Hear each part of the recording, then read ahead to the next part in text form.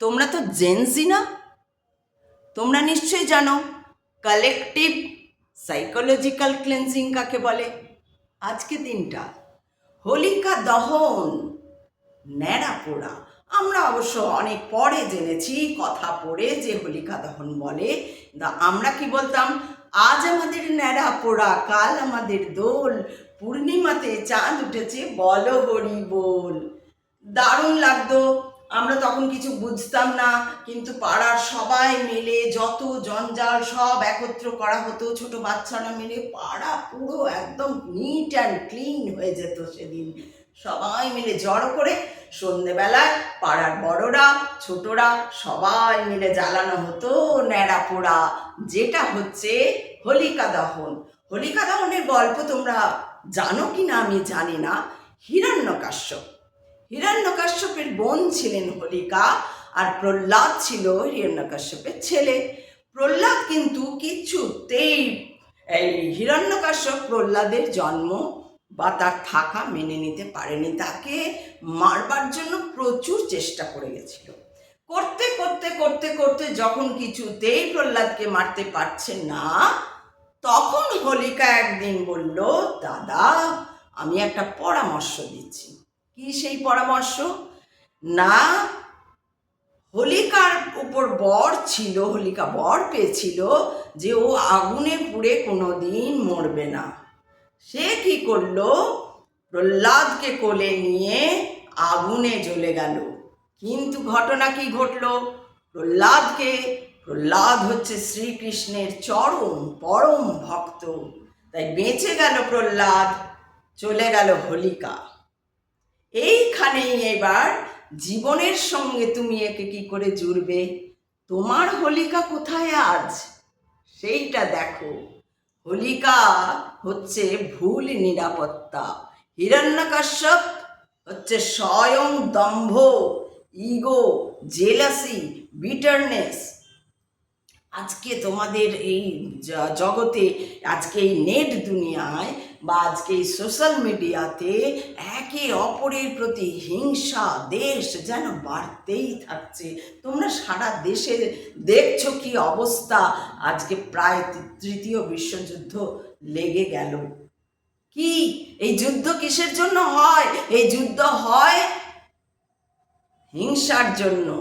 আমার চাই ক্ষমতা, আমার পাওয়ার আমার হাতে থাকবে। সবাই পাওয়ার খুঁজছে, সবাই পাওয়ার চাইছে। পাওয়ারকে কেউ হারিয়ে দিতে চায় না, কিন্তু সত্যিকারের পাওয়ার কোথায় এইটা কেউ খুঁজতে চায় না।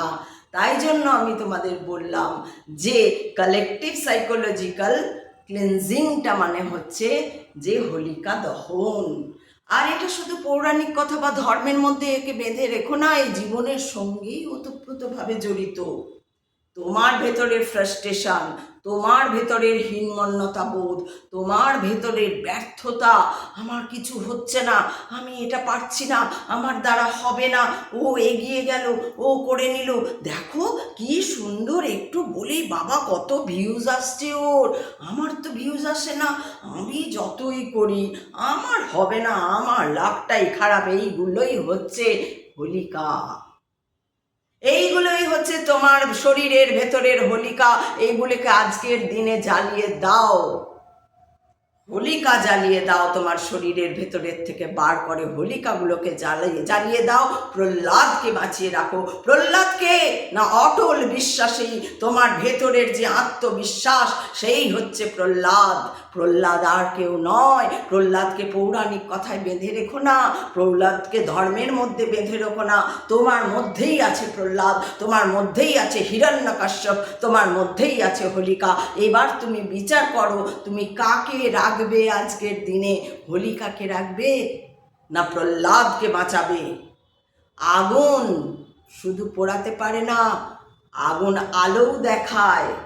আত্মবিশ্বাস কোনো দিন পড়ে না।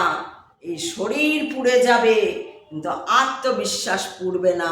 তাই তোমাকে আত্মবিশ্বাসী হতে হবে, তোমাকে দৃঢ়চেতা হতে হবে, তোমাকে সাহসী হতে হবে। কিন্তু কখনোই তুমি হিরণ্যকাশ্যপ হতে পারো না, কখনোই তুমি হিরণ্যকাশ্যপ হবে না। তোমাকে ভীষণভাবে ওই যে একটু একটু তোমার মধ্যে যদি বিশ্বাস থাকে না, তোমাকে সামান্য কথায় ইগোতে লেগে যাবে না।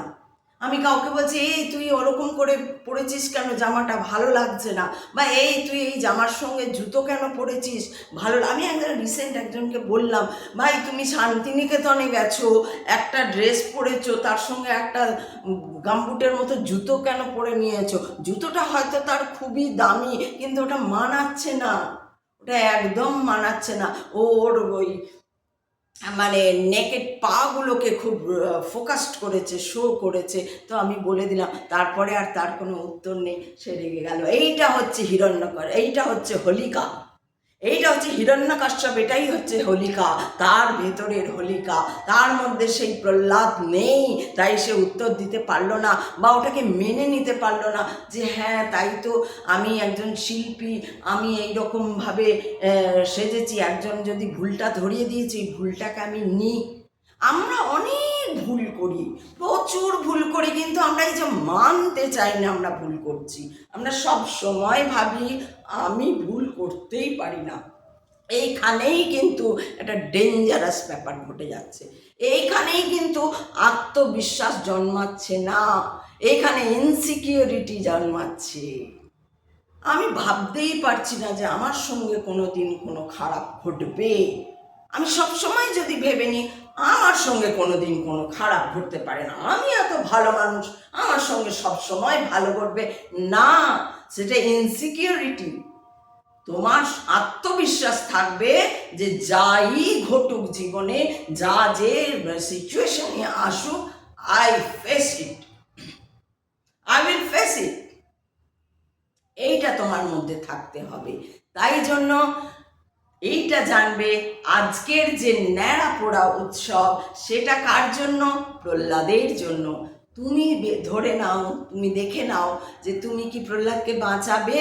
কালকে কি তোমার প্রহ্লাদকে বাঁচিয়ে তুমি উৎসবে নামবে, হোলির উৎসবে নামবে? হোলি কিন্তু প্রহ্লাদের জন্যই হোলি উৎসব। যেমন পৌরাণিক কথায় রাধা কৃষ্ণের কথা বলা হয়, কৃষ্ণের কথা বলা হয়, সেটাও একটা গল্প রয়েছে, তোমরা জানো এইসব কথা। আমি আর নতুন করে কি বোঝাবো, কি বলবো তোমাদের? ভাই আমি তো তোমাদের থেকে অনেক পুরনো, আমি অত জানি না।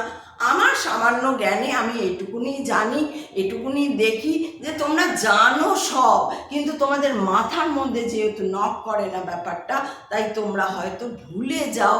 তাই আমি মাঝে মাঝে আসি আর একটু মনে করানোর চেষ্টা করি যে দেখো তো তোমাদের মনে আছে কিনা, দেখো তো তোমরা বুঝতে পারছো কিনা, তোমাদের ভেতরে হোলিকাকে তোমরা বধ করতে পারছো কিনা, পোড়াতে পারছো কিনা। শরীর পুড়ে যায়, বিশ্বাস কোনো দিন পুড়ে না, এইটা মাথায় রাখবে।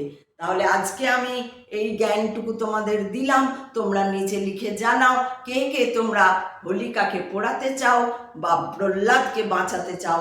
তোমার ভেতরের হোলিকা, তোমার ভেতরের প্রহ্লাদকে বাঁচাও, উল্লাস করো, সেলিব্রেট করো, মিষ্টি খাও, মিষ্টি খাওয়াও, পারলে আমাকেও একটু দিও। ঠিক আছে, চললাম। হর হর মহাদেব, জয় শ্রীকৃষ্ণ।